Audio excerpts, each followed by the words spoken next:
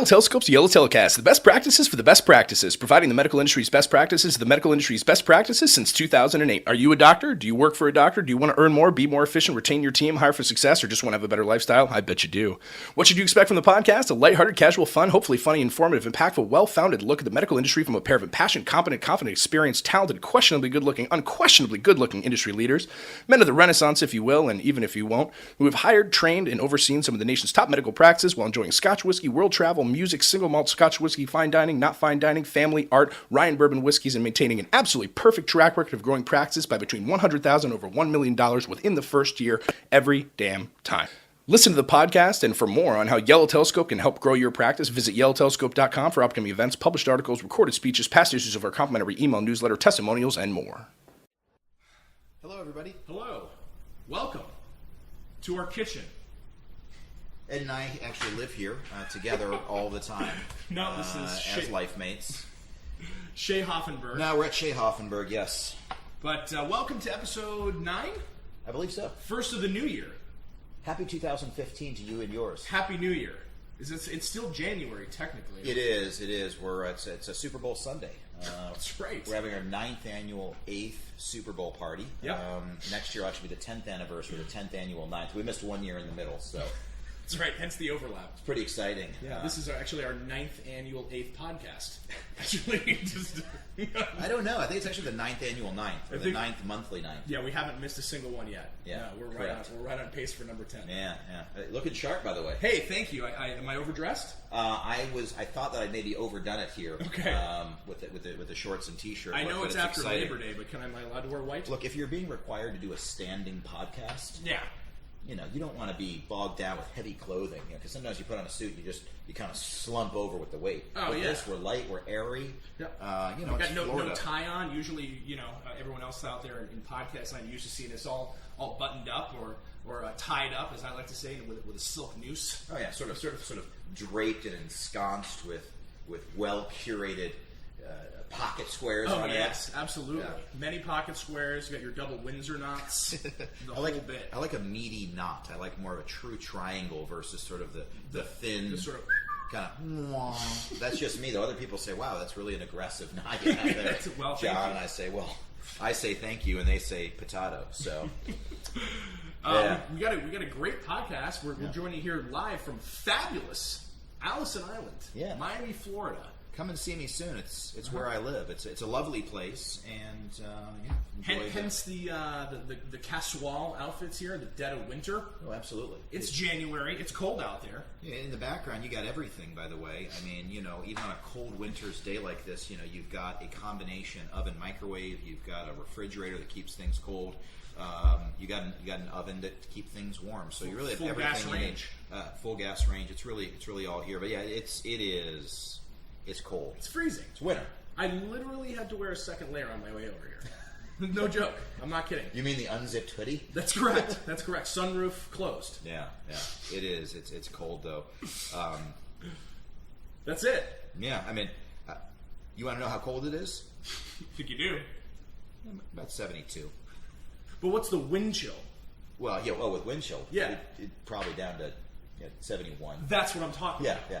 But with the sun on you, it's really about 70. You can go to the pool today. So we just passed what was described as Snowmageddon, which hit the Northeast, which ended up being sort of a mild blizzard, a light snowstorm. I can say that because I've lived in Chicago. This guy, you can't talk trash about snow. But here, we had a cold front come through. It was about 55 last night, and about 70 around dinner though, so it's nice. Yep. So very exciting stuff.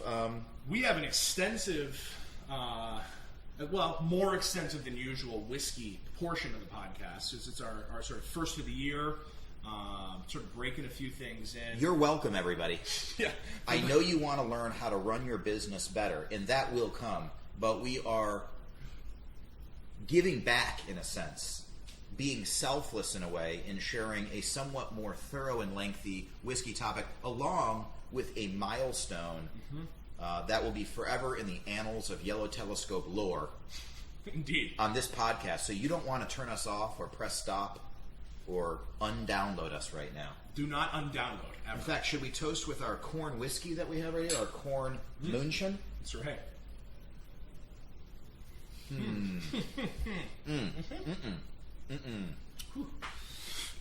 So, you might be wondering why we're drinking clear liquid when we usually drink brown liquor. And for those of you guys who are, as I say on every podcast, in YouTube land and have the video feed, you'll notice we have 6 very, very small bottles of craft whiskey. It's gonna warm you up, huh? It's not really whiskey, it's moonshine, as we'll talk about. And Ed actually will be leading our whiskey tasting for the day, an explanation of a couple. We have two different single malt scotches to try in just a few minutes. But before that, we have something special. So here we go. As you may be able to see in front of me, and if not, simply imagine a very small barrel, about 2 liters in size, an oak wooden barrel, which you see right here. Look at that. That's beautiful. Is that a 5 liter? Is it 5 liters? It's a 5 liter. Oh, wow. That's right. I have no concept of my liter size. Count them. So what's exciting is we have our 5 liter whiskey barrel here for the aging process. And as a wonderful gift, perhaps one of the greatest gifts ever purchased for me in my life, Ed Searing and the Yellow Telescope executive team for the holidays purchased me my own whiskey aging barrel. And if you can read closely... He's going to zoom in. Get close to the for those of camera you guys there. listening, It'll probably focus really you'll well. see Hopsooch, premium barrel-aged whiskey.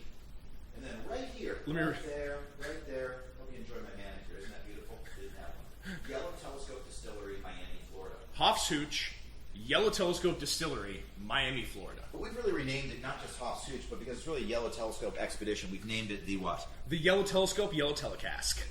Of course. So you are currently watching the Yellow Telescope, YellowTelescast, Best Practices for the Best Practices podcast, featuring the Yellow Telescope, YellowTelescast, Hofsooch Distillery, Yellow Telescope Whiskey Barrel. Correct.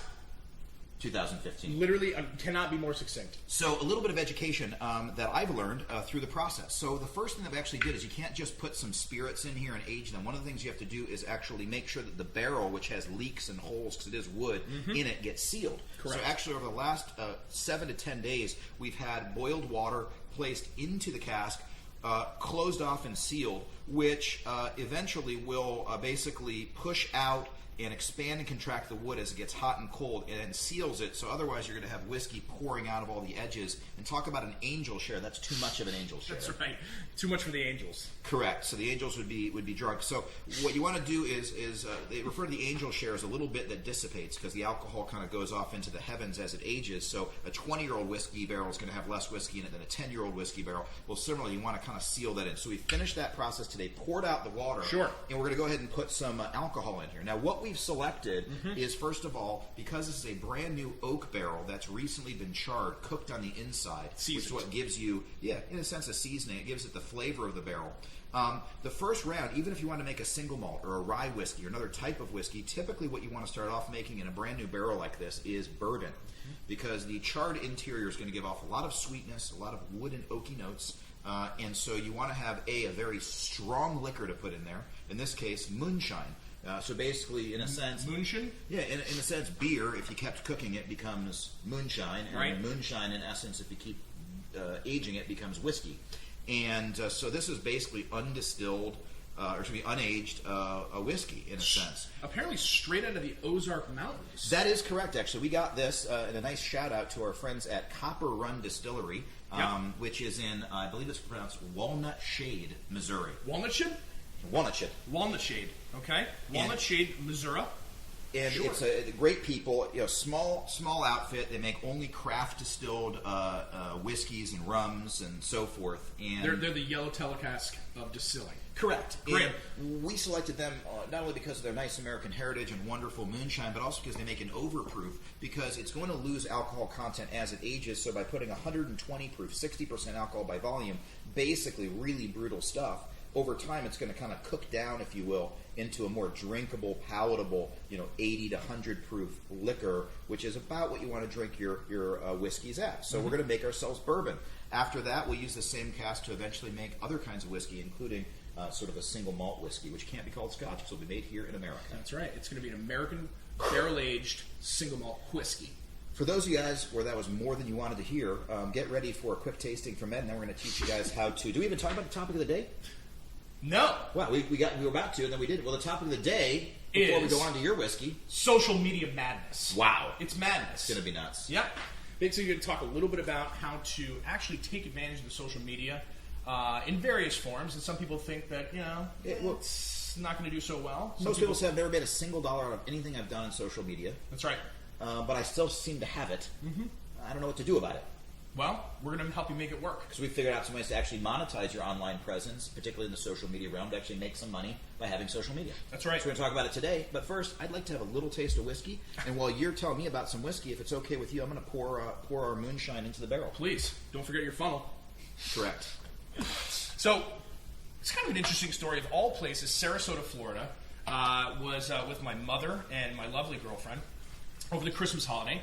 And walking around again, short sleeves, beautiful, South Florida weather. And came across, of all places, the Vom Fass importers. And it was fascinating because what they do is they take basically anything that comes in a barrel. You've got your whiskeys, your cognacs, your cordials. Cartoon characters floating down Niagara Falls. That's correct, in a barrel. They do all of that, yeah. Yeah, that's right. That's the only reference I could come up with that's not great. You can shoot fish in one. Sure. Sure. And yeah, you've got olive oils, vinegars, balsamic vinegars, things like that. It was great. But, of course, I got very excited about their whiskey selection. And what they do is they take an importer, a single buyer that works for them, to go over to each of the individual distilleries that one might frequent over there.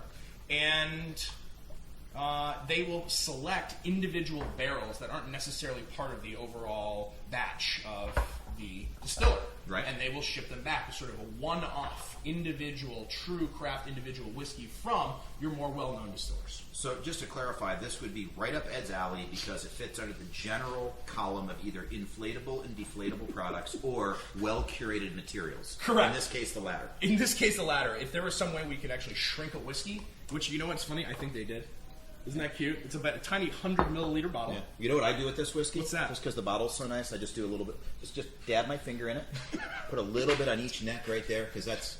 Just a little bit behind the ears. And the wife goes nuts. She's like, you smell like leather and alcohol. That's right. They really love it. I'm like, you're welcome, honey. And then she goes upstairs. It was quite literally the least we could do. So we've got two flavors here, if you will. Two vintages. Sort of went to see one of my personal favorites is something really more of a space side. And show me, John, the hand. Yeah, so if you look at your hand is Michigan, right? And similarly your hand is sort of Scotland. Space side's kind of right around your middle finger. Kind of on that northern, maybe a little halfway up the middle finger in that northern area of the center of Scotland. Just beneath the Highlands, shockingly, but north of the Lowlands. Great. So we've got, this is the Dalwhinnie, which I actually hadn't heard of previously. The Dalwhinnie? Not the Dalwhinnie, no. The Dalmore? The Dalwhinnie. Yeah, I'm in. There you go. It's actually built in 1852, invented the iconic pagoda chimney, which is now common in distilleries in Scotland. It's a medium-bodied, hints of orange peel and conifer. Light overtones of peat and toasted oak finishing with a snap of ginger. It's snappy. Aged for 12 years in American white oak. Not very unlike the one we're filling Sounds right now. not dissimilar from a gin with that kind of conifer, thing going on. It little may kind be. of northern trees, but in Scotch form. Mm-hmm. It's actually sort of one of my favorite areas, definitely from the space side. So we'll pour one of those. Incidentally, I'm about 5 bottles into pouring into this cask, which is exciting. I think it's going great. I also wanted to mention this. This is something that rarely happens. And credit to Ed, he is having me try a distillery of whiskey that I have never had a single whiskey from ever in my life, which is hard to do. Did it. Made it happen. I've been to over 1 distillery and had over 6 whiskeys. Fact. Now, number Do we get to 2. try this bad boy? Not yet. No. Number 2 is Lefroy. And this is an Islay of your peatier variety, although not the most peaty you've ever had. I know this is a particular favorite to John's. Sort of like a thumb sticking out on the hand is where Isla is. If you're right-handed and stick out your right thumb. As long as we're using hand-gestured locations. If you're right-handed and you stick out your left thumb, you're in Wales. Yeah, versus Florida, because everybody, what's great about Florida is, Florida looks exactly like a Pinocchio nose. Yeah, it's wild. So we're at the tip of the Pinocchio nose of Florida. That's right. That's actually the most common reference. So then we've also got the Lafroig, of course, is steeped in history. The distillery has been making whiskey the traditional Isla. It's interesting. It looks like Islay or Islay. Isla. Way since 1815. Not for the faint-hearted, as this single malt is full of smoke and sea. Salty, briny, with a faint sweetness. Sort of like the people there. Yeah, peaty, Salty, smoky. briny, but with a faint sweetness. Lafroig is one of Isla's I classics. think I dated that girl. She seemed so sweet, but ended up being mean. Yelled at me. It's sort of salty and briny. Yeah, I don't know about that. You don't think the eye patch gave it away? All right. Well, that's definitely the space side. Ooh, that's real smoky. Uh-huh. Shall we? Indeed. To 2015.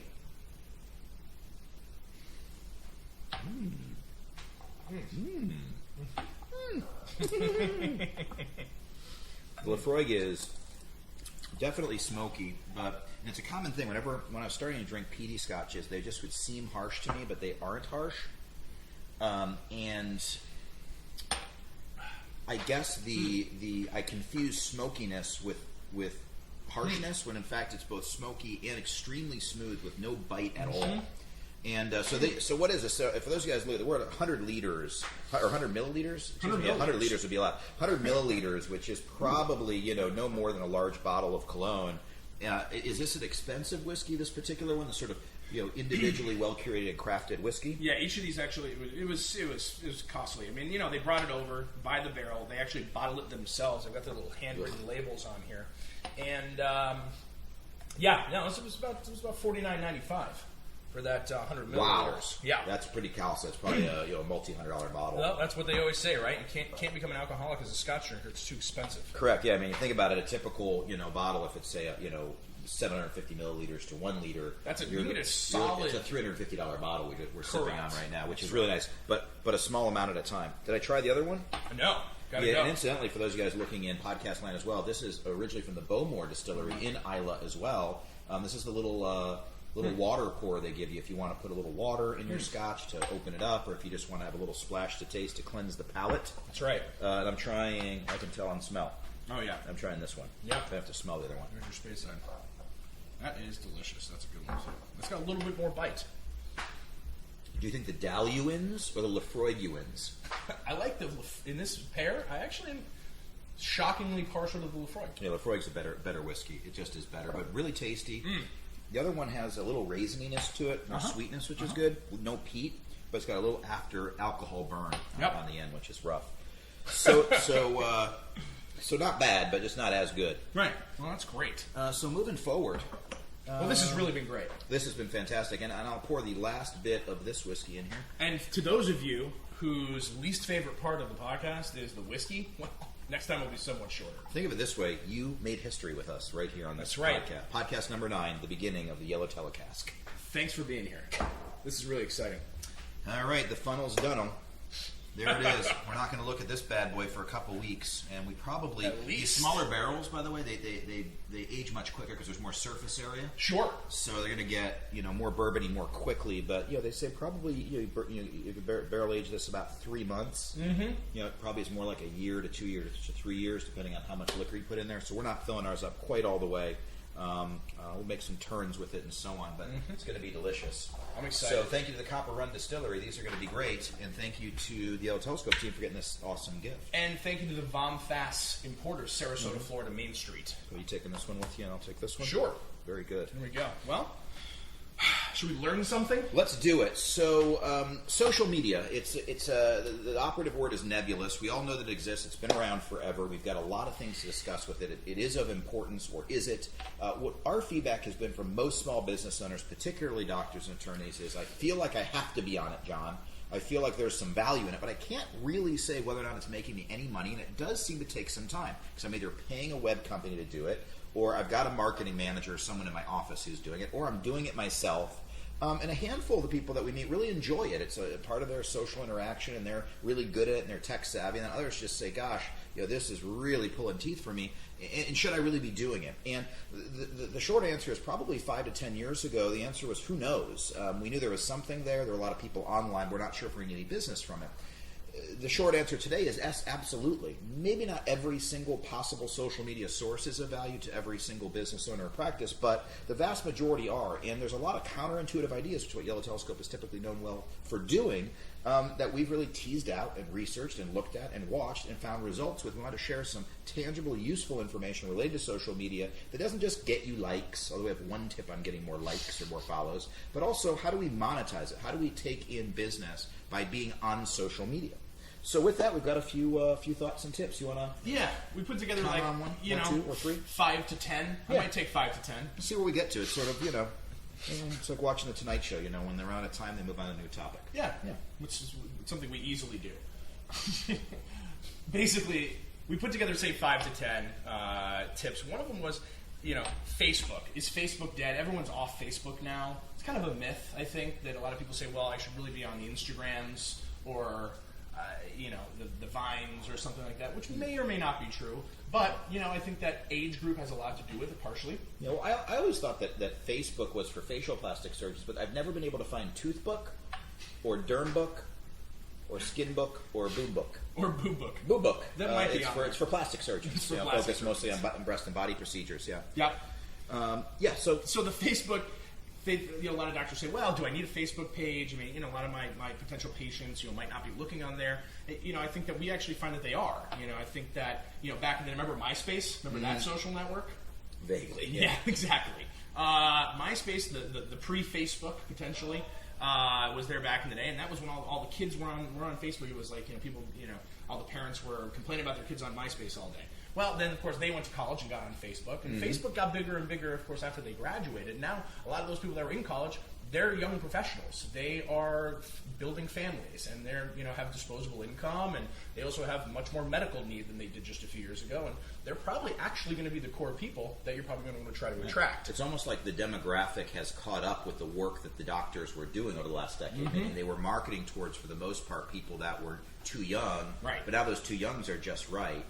Another interesting thing that we found is not just is the demographic on Facebook now the right people, because I know a lot of the youth are like, oh, Facebook isn't that cool, and you hear these articles, and you read these stories on television. You hear about the stories, and people say, oh, well, Facebook is dead, and people are leaving. And that may be true to some extent, although not to any great extent. But yeah, that demographic that remains are actually people want to market to. Your 18 to 55-year-olds for your Botox and fillers. The 30 to 60 to 70-year-olds for your aging face, your body surgeries, your teeth, your other cosmetically related procedures. So the other thing that's interesting, though, is also the way in which people are willing to shop has changed. I know that when I started in this industry, people that were my wife's age at the time would never have even considered Botox. And if someone was doing Botox at that age, it was sort of like, do they have body dysmorphic disorder? Because they're too young. They're in their 20s. Right. And these days, there are people who are doing these fillers and Botox in a preventative manner. And it's no longer frowned upon or taboo or hidden. And people speak openly about saying, look, I don't really want to get wrinkles. I've got an extra $300-$500, and so I'm putting a little juice in my glabella. That's right. Hey, you want a little juice in your glabella? Yeah. It's funny, if you do enough Botox, you actually can't frown upon it. Correct. And if you're a guy, of course, we like to throw around the term the Brotox. Yeah. That's sure. Yeah. It's becoming much more popular now. Yeah. It's too many people are doing too many puns with it, though. I mean, it's gotten really, really ridiculous. I have no examples, but moving forward.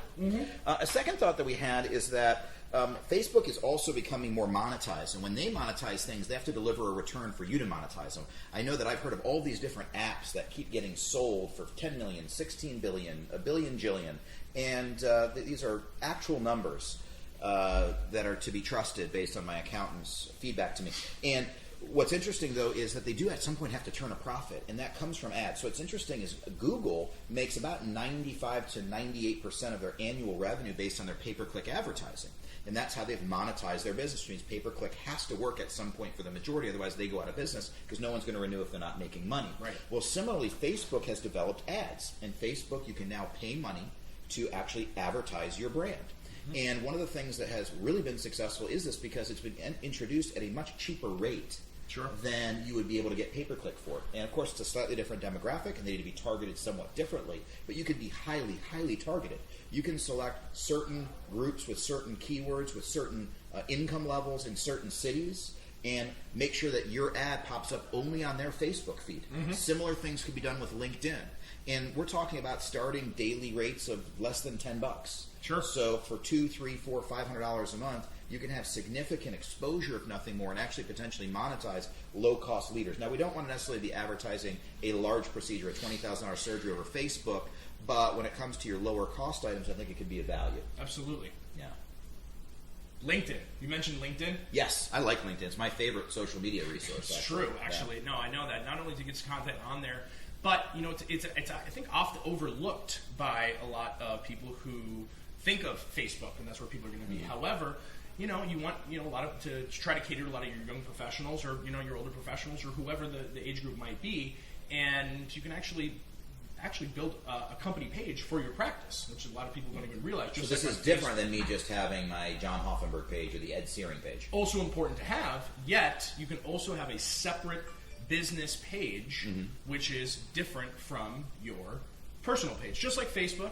Very similarly. Are you creating followers and likes and so on? Absolutely. Now, my question, though, is that sounds good. Of course, I know the answer. I'm pretending I don't know for the sake of witty repartee. Don't you know this? Yeah. Incidentally, I think both of our arms, after doing those 100 to 200 bicep curls right before we went on camera, really looking good. Thank you. But I digress. Back to the important point here. I understand that with Facebook, people are social after work looking, but isn't LinkedIn more of like a business-to-business kind of thing? Why have a profile if you're, say, a doctor, you're an attorney, and you've got mostly followers who are, who are your followers? Why is that? Why, if at all, is that good to still have that company page? Well, I think it's nice because where are your people going to be spending a lot of their time? Now, of course, you're going to have plenty of people who are cheating at work and spending a little idle time on their personal Facebook page and shopping around. But it's actually legitimate, and you can actually say to your boss, well, no, I'm kind of farming for new recruits, or I'm looking at the competition on LinkedIn, and you can actually place ads, etc., which I know you might talk about, but go to where their eyeballs are going on a daily basis. And so I think a lot of people underestimate exactly how many people are scoping LinkedIn on regularly. And I think something that I'm actually guilty of, very early on I didn't understand LinkedIn at all. It made no sense to me. I'm like, what is this? I'm just connecting with people I'll never speak to again. That's kind of why we're connected. We used to work together 10 years ago, or I don't even know this person, I'm connected. But what they've done, and I don't think they knew either at that time, but over time, again, it's evolved, and they figured out how do we connect, how do we use this process to actually communicate. And so what I found actually is that I use it more than any other social media resource. There's interesting articles I like for business, and other people who want to buy what you guys sell like business articles because they went to school, they have a company, they're making money, they're interested in learning from their peers, but they also go searching on all kinds of things. Coca-Cola is going to have a LinkedIn page, and every whiskey company, Bowmore and Lafroig and Doulayen is probably going to have some sort of company page. So there is value in it, and it's really treated like a social media resource with an angle towards business, not necessarily only for business, and there is a difference there. So one of the other things that is interesting on LinkedIn and how you can use it as a resource besides getting the word out to all of your people is you can also recruit for your job. Recruit for your company that way. So if you're a business owner, you're a practice manager, you're a leader in your organization, you need a receptionist or you need a higher level individual in terms of pay grade and education level, there's almost no better resource than a LinkedIn because most people on it are a little bit more pre-qualified or at least engaged enough in their business to have a LinkedIn profile. So for example, if it's every time we have a job posting at YellowTelescope, we spit it out to our company page and we spit out a general post on behalf of our company and the individuals within the company. And so it's a short post. We have maybe 3 or 4 sentences saying we are seeking a great new practice manager in Kansas City, Missouri. In Walnut Shade, Missouri, we're looking for a distillery manager. And we will get hits that way because we have a network of, say, 500 or 1,000 people, which networks and so on. You can also pay for an ad on LinkedIn. And it's not that bad when you think about Monster being $400 or $500 an ad, Craigslist being kind of lower quality applicants, although cheap. For $100, $200, you can get a great LinkedIn ad. Actually post one on there. Yeah. Brand building. Yes, please. Google Plus. Speaking of nebulous, we could probably do an entire podcast on just how to utilize Google Plus. I want to drink another $80 worth of your Lafroig. You probably should. I'm going to have a small, just a wee dram. Just a wee dram. That for you? A smidge? Yeah, absolutely. Is that the Lafroig? Thank you. I don't like to mix whiskeys. Nope. Then it would be a blended. That would be delicious blended. Thank you, sir. Thank you. Google Plus, also often underestimated. We won't go into too much detail about this particular one, even though we could actually take an entire full hour-long podcast, even though we try to even limit those. Why don't we spend that hour or two right now? Great. So, Google Plus. The short bit of advice. Where do we begin? It was 1993. Sergey Brin. Google Plus, basically, all we can say is start a page, cannot hurt. Google basically owns, not all of it, but like the lion's share of the earth.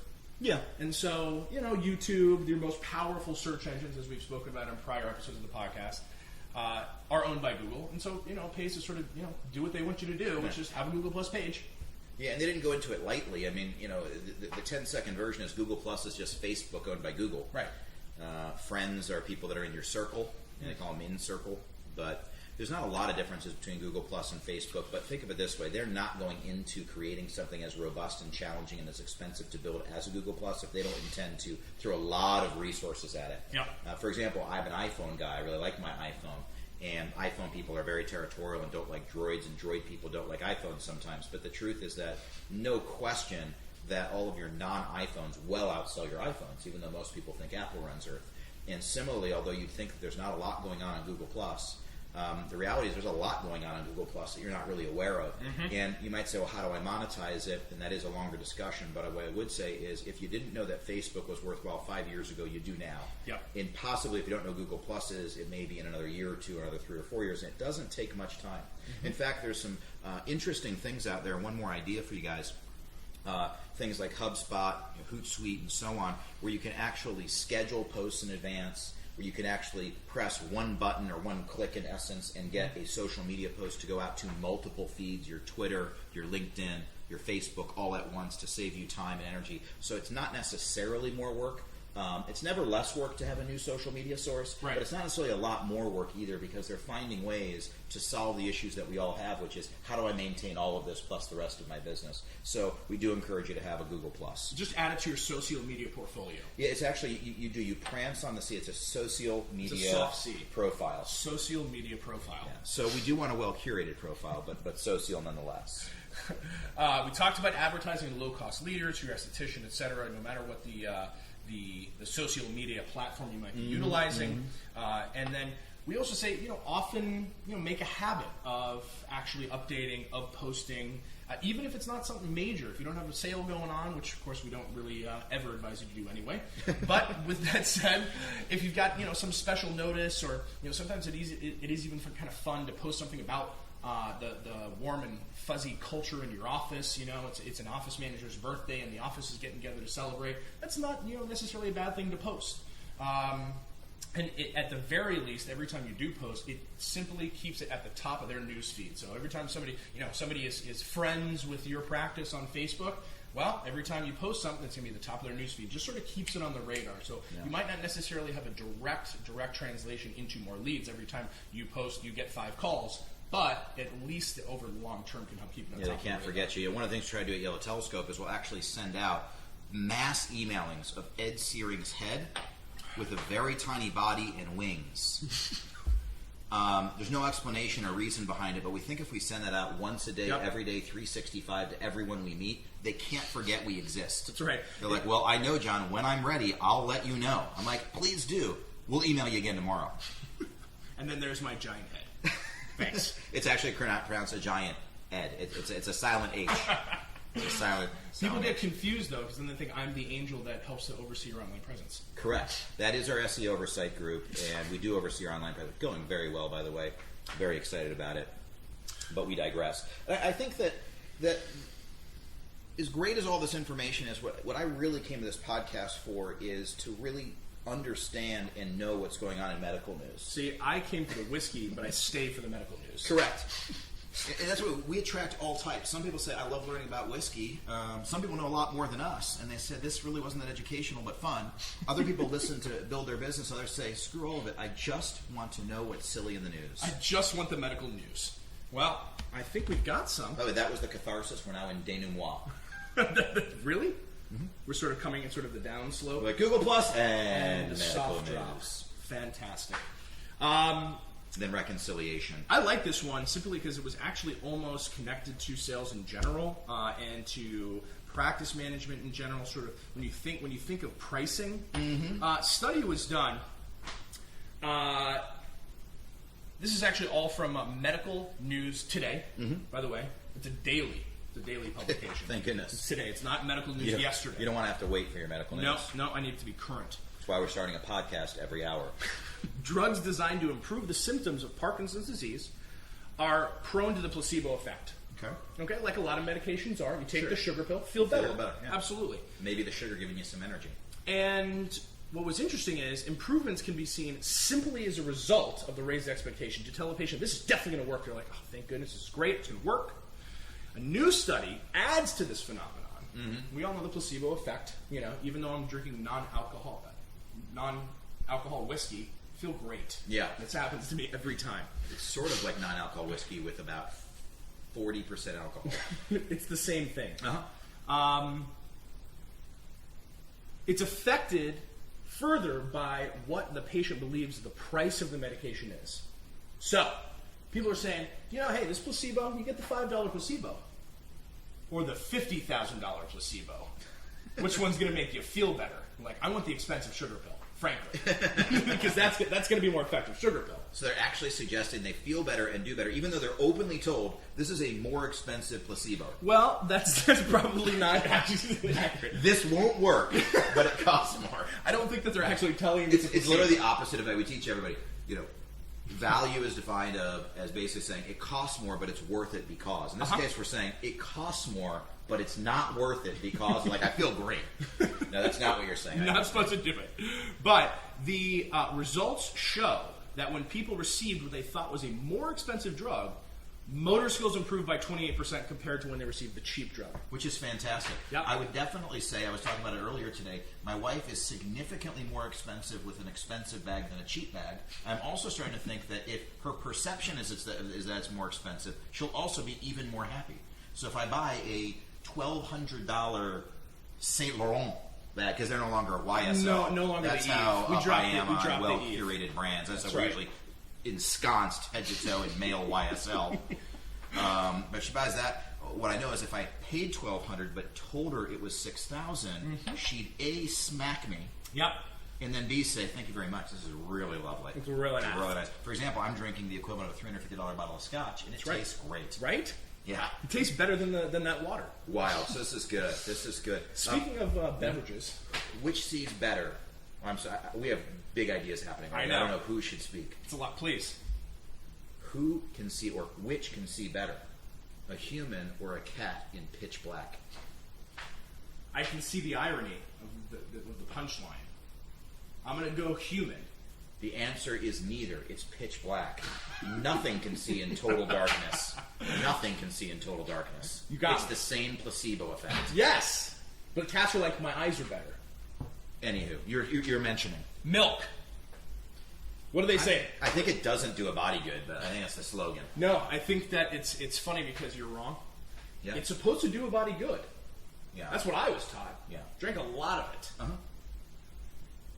A diet rich in dairy products, particularly milk, is promoted to reduce likelihood of osteoporotic fractures.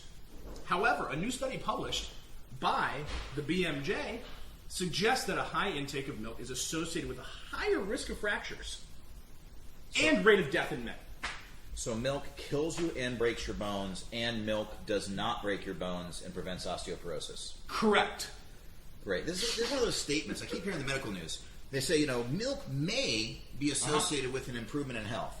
Well, may, by definition, means may not. So you could literally say anything. Eating a microphone may be great for your health. It might not be. It probably isn't. But May affect the audio of your podcast. prove me wrong. Prove me wrong.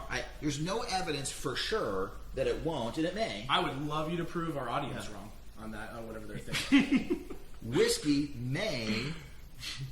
does taste better than most. Well, things. apparently the hypothesis is that the indication that milk provides the main dietary source of galactose, which makes it half lactose, which is sugar found in milk. Experimental evidence in various animal species indicates that a chronic exposure to this is detrimental to health, a source of aging, and a shortened lifespan. So even they say, maybe the calcium's good, but you got to stay away from the D-galactose. that's our sort of testosterone versus dihydrotestosterone. One's good, one you don't love. bad for the hair follicles. Mm-hmm. Shift work. I like to call them follies. The hair follies? Sorry, my follies are hurting. Today, I kind of got some folly pain. Lost a couple, kind of right there. Is there more medical news? I was just talking about the impact of shift work on health. A lot of healthcare workers in general work on odd shifts. Either they're early in the morning to the mid-afternoon, or they start late at night, or they work your all ER night. doctors, Absolutely. Delivering babies. You're like, what's your shift like? Well, I work 24 hours a day for 9 days, and then I'm off for 3 weeks. Or whatever it is. It's aggressive. It's really aggressive sometimes. And, but God bless them for doing it. Yeah. I'm really thankful to a lot of people that put It's nice when you go to the hospital at 3, there's someone there to greet It's you. actually... we couldn't be bothered. Yeah, sorry, everyone's on break. But it's got demands that set it apart just from the job. They're demanding jobs to begin with. However, on top of that, shift work can really affect your health. I'm sure you can imagine the sleep cycle probably has part of it to do with it. Mm-hmm.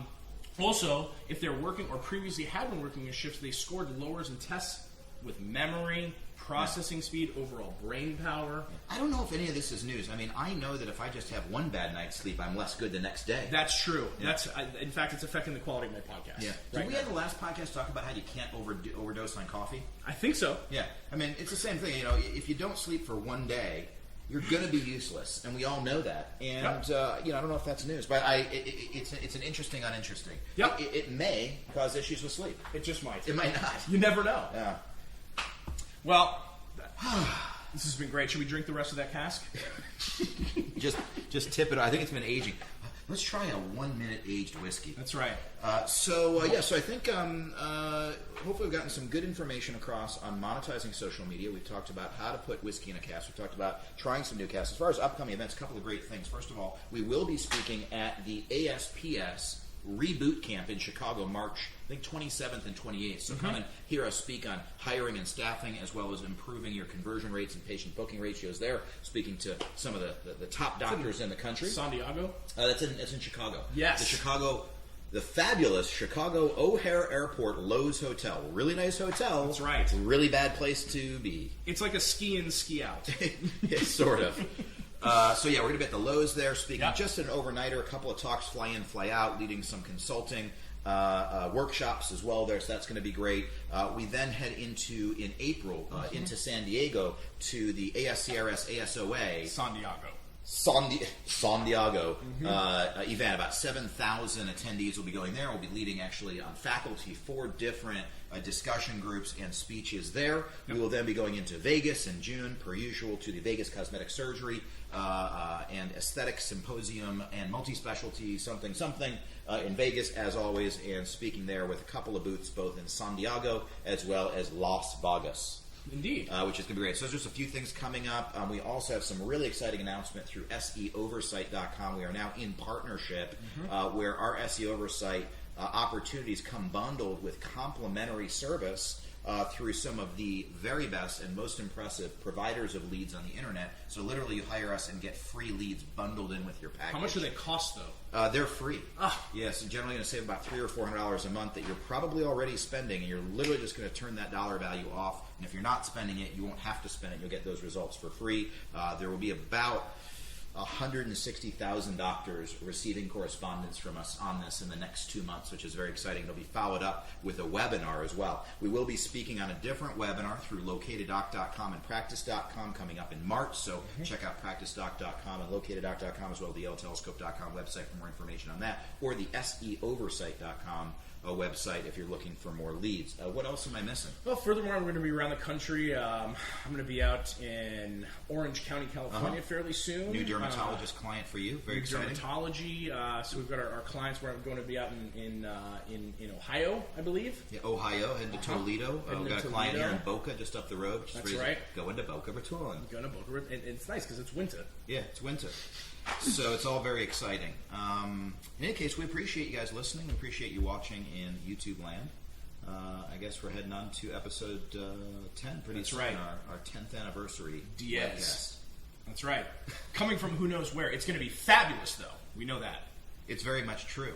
With that, Hey, let's have some more scotch and enjoy the rest of our afternoon. cheers. Seahawks, congratulations. Okay, cut. Patriots, congratulations. We predicted it here first. Cut. And now we'll transition. Absolutely. Welcome to Julia Child's